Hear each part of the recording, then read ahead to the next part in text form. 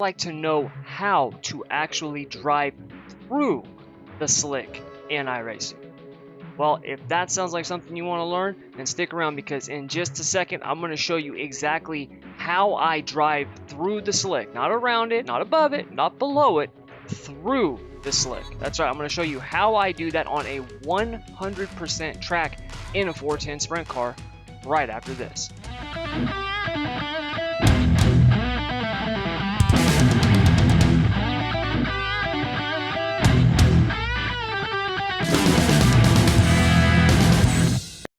Thomas Brandon here. Thank you very much for joining me. And like I said, in this video, we're going to be looking at how to drive through the slick. Now, if you remember, I did a video a little while back, a couple weeks ago, that talked about how to be fast on a dry slick track. Now, in that video, I was showing you how to actually run the groove, okay, on a track, on a slick track. So the track was 100% and there was a very tiny cushion, and I was showing you different ways, different techniques that I use to run or, stay on the cushion so you don't hit the slick. Now, if you haven't seen that video, I would recommend watching that one because, like I said, that technique is different than what we're going to talk about today because this technique is actually driving through the slick. So if you haven't seen that video, I'll have a link that pops up here on the screen or one down in the description below so you can check that out after you're done watching this. Now, in this video, we're going to talk about how to actually go through the slick. Now, a lot of drivers have a lot of problems with the track when it gets dry slick. It's a really difficult thing to overcome. Couple of reasons. Reason number one is patience. You've got to be patient, and it's so difficult to do when you just want to hammer that throttle.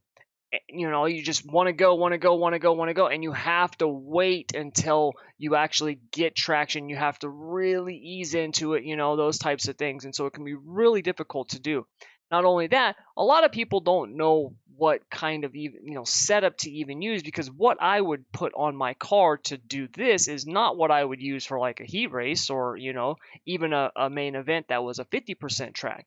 This is one of those situations where I would be in a league race or, maybe an official session in iRacing and the track is just slicking off like crazy.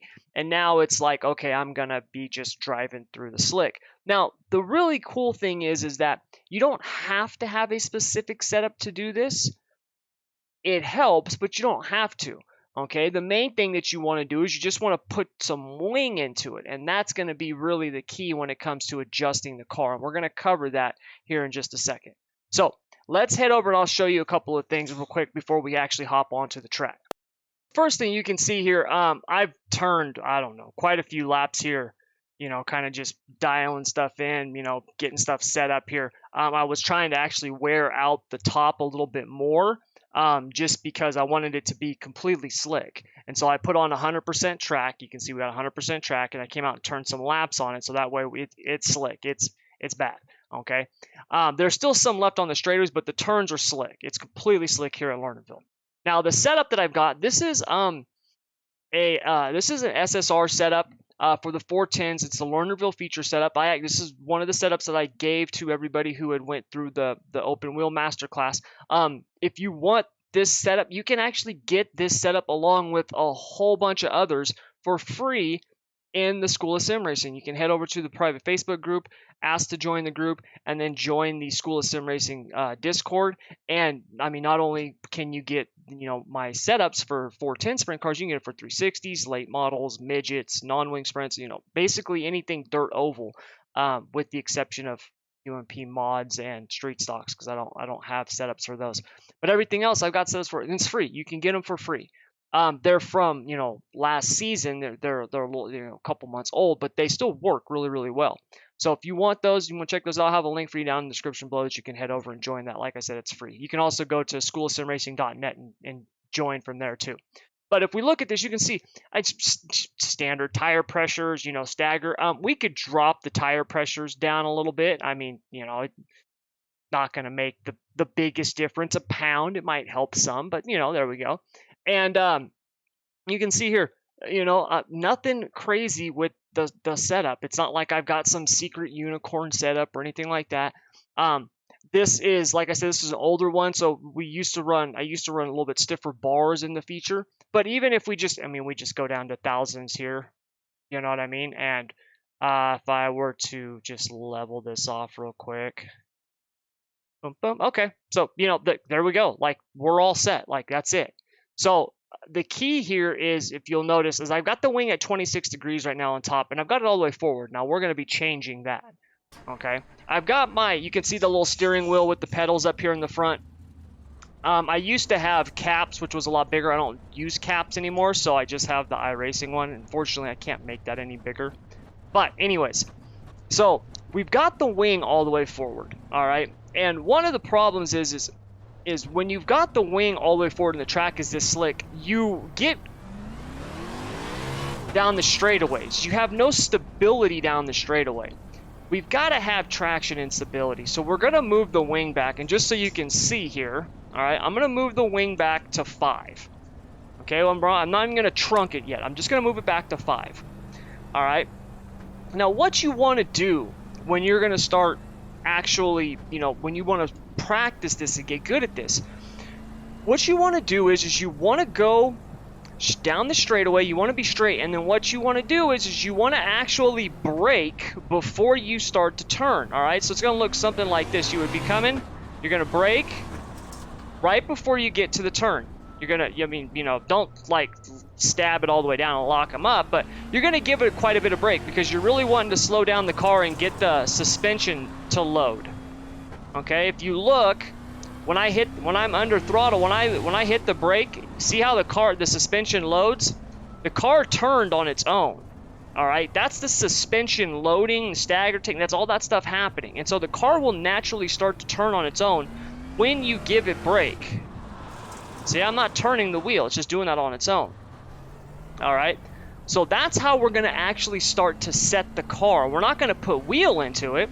We're gonna actually hit the brake, and as the car goes just a little bit, because like I said, we don't want to be slamming it and locking it up, right? We don't want to be doing that. So as this thing just starts to turn a little bit, then we'll start to ease into the throttle and put some wheel into it. Then what we're going to do is we're going to get the car at that right angle, and we're going to maintain that throttle level all the way through. All right, we're going to intentionally drive through the slick. Okay, this is how you learn to do this. So watch, let me show you. You can see I'm about 50% throttle. And as we start to come out, I just ease back into it.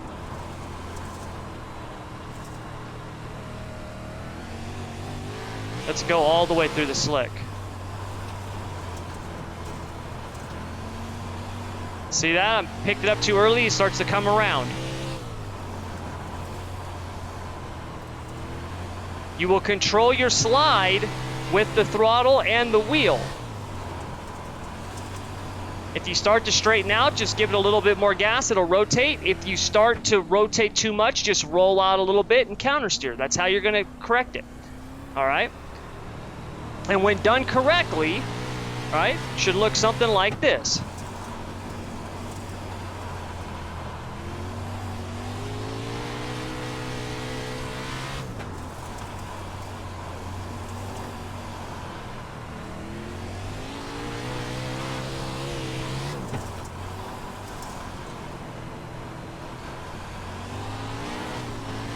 Oh, got on the gas too early.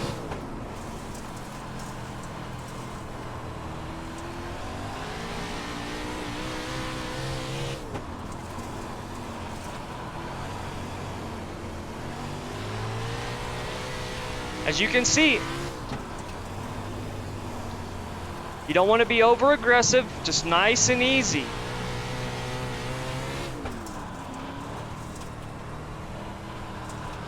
We're just going right through the slick.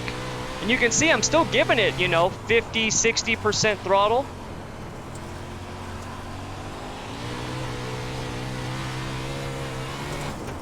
Now the thing is when you're in a race on a track that's like this, most people are not going to have the patience to do this. And it's going to feel, you're going to feel like you're crawling. But your patience will pay off, because you will start picking people off. Because most people, I mean, obviously the pros, the really top guys, they are, but most people don't have the patience to do this.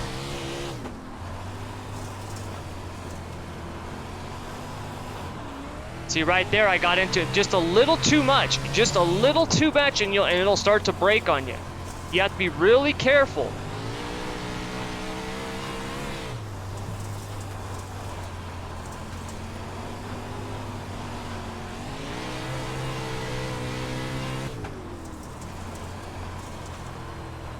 Because here's the thing, when you can go do that, well, now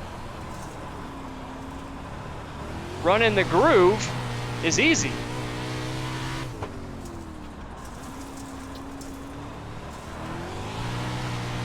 Right? I mean, if you can learn to drive through the black ice, well, then driving on the pavement is simple, right? Like, that's the mentality. So if you can get good at controlling the throttle and controlling your car through the slick like this, well, then you're not going to have any issues running the top, right? Running the bottom, because you've learned to control your car in a way that most people don't know how to. See that? Or when they're just putting around on the bottom, you can just be going through the slick. Bad thing is that since we don't have tire wear and dirt, the track doesn't actually take rubber.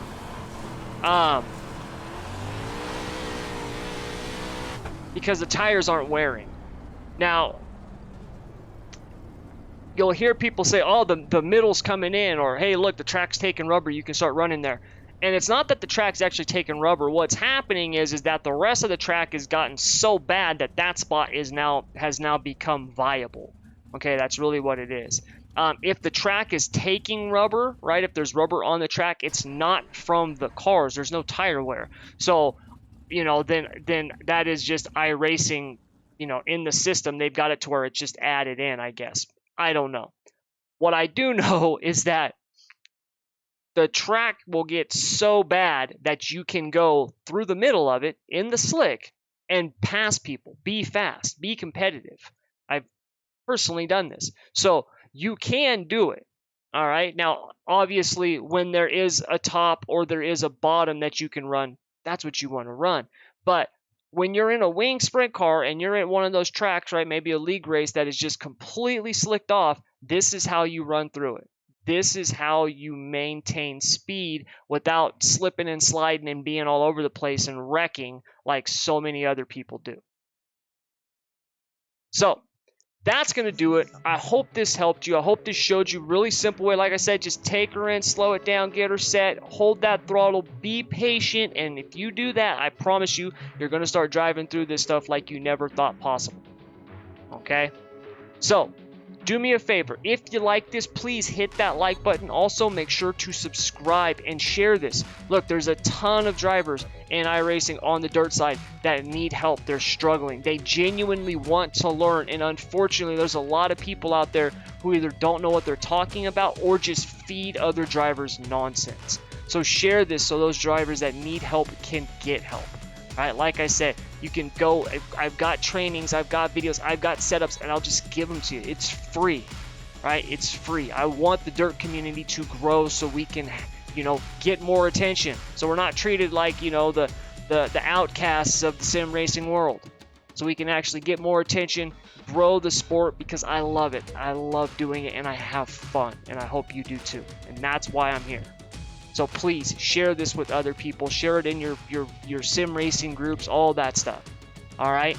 And then if you want to join the School of Sim Racing, head on over to the Facebook group. Like I said, you can also join the School of Sim Racing Discord server. There I've got all my trainings, all kinds of stuff. And if you are a little bit more advanced and you actually want to get my premium setups, head over to the schoolofsimracing.net. There you can sign up for the Insider program. It starts off at $2 a month per class. It's 50 cents a week. And each week I give you my setups with the weekly breakdown of the official race that week and all kinds of stuff. And like I said, it starts out at $2. Finally, if you actually want to see me do this stuff live, or I'm live streaming racing in the thick of it, out there, using, what it is that I'm actually showing you guys, check out my Twitch stream. I do it every Monday, Wednesday, and Friday. In fact, tonight I'm going to be doing, because this week is kind of messed up because I'm moving right now, but tonight, basically Tuesday, Wednesday, Thursday, Friday, and Saturday night, the next 5 nights, I'm going to be live streaming our Midget Speed Week that I'm hosting. My league, the NARC, we start our Midget Speed Week tonight, and I'm going to be live streaming it on my Twitch channel. So if you want to check that out, head on over, check it out, Tommy_Brandon on Twitch TV. I'll have a link for you down in the description below. But anyways, that's going to do it. Thank you very much, as always, for joining me. Until next time, I want to wish you good luck, good racing. Hope to see you on the track. Take care.